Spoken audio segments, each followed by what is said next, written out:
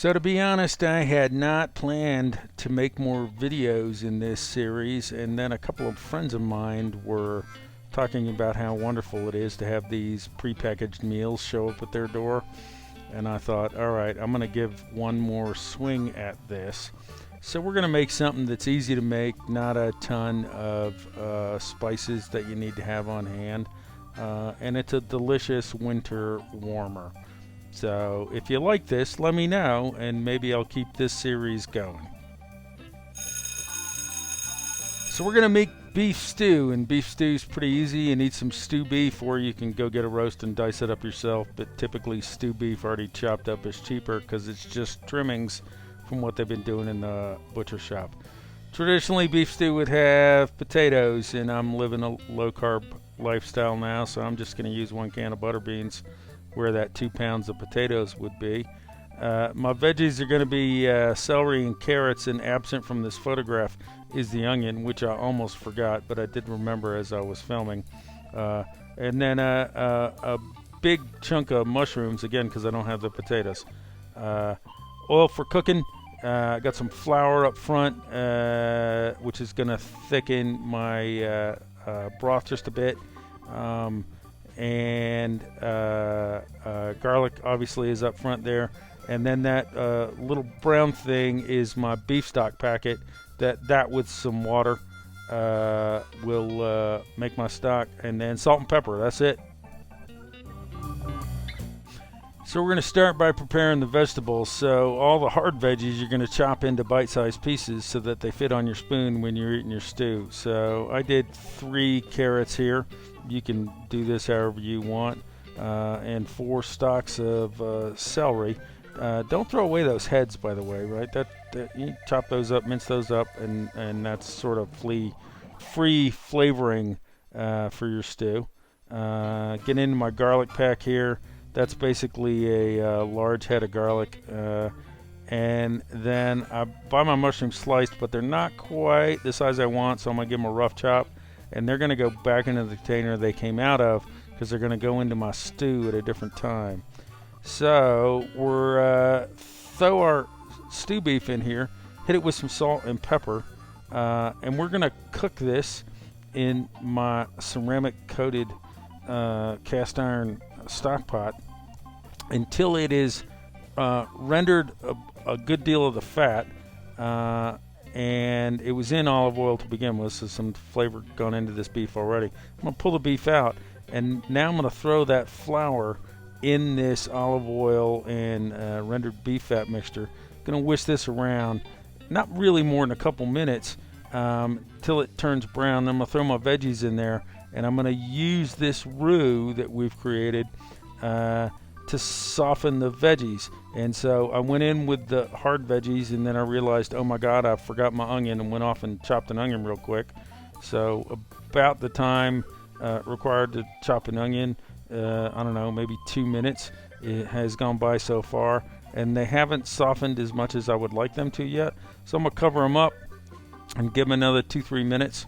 And now they've softened a bit, and that seems like probably a good time to add the mushrooms. The mushrooms are going to do a couple of things, and we're going to salt them when we put them in because we want them to give up their liquid, because we want that liquid. So salt and pepper on the mushrooms. We're going to give it a quick stir, and then we're going to cover for another, I don't know, 4 or 5 minutes until those mushrooms have given up a ton of liquid. And so now I got a little bit of the broth beginning here on the bottom of this, and the brown bits on the bottom represent flavor. So I'm going to use that liquid that the mushrooms gave up to scrape that flavor back up into my stew. Now I'm going to add my can of beans, has a little bit of liquid in it, and then I'm going to go with about another 2.5 cups of water on top of that. I don't know, half a cup that came from the beans. And I want this to come to a boil because it was hard to tell, but that was my little beef stock thing that I put in there. And I've got a couple of Parmesan cheese rinds laying around. I'm going to throw those in there for some flavor. And we're going to put a bay leaf in for good measure. And I'm going to get that to a boil. And when I do, I'm going to take it back down to a simmer, and I'm going to add my beef back in. And there it is. We have beef stew at this point. Now all you need is time.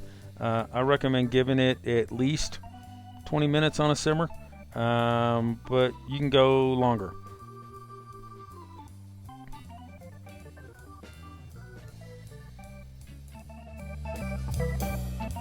So no kidding, I gave this 20 minutes on a simmer, and it's time to taste, and it's delicious. It's hearty, it's beefy, it's warming. So it's probably not cool to make a beef stew and not talk about some options for it. On the left there, you got a big bag of potatoes, and that is the traditional way to make beef stew. The key here is don't use russets or some kind of baking potato. Use something a little firmer. Couple pounds worth, 6-8 of them. Chop them up bite size, and where I added the beans, add the potatoes, but then leave it at a boil for a little bit.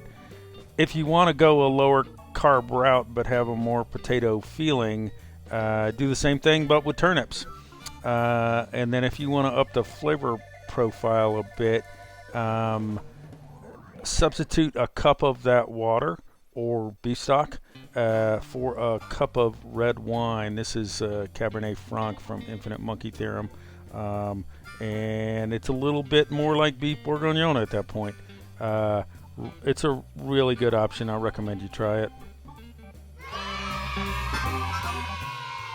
So for my kitchen phobic friends, I would argue that this recipe is easy, it's delicious, it's healthy, and you controlled how much seasoning went in it, and none of it was bad stuff. So here's the challenge.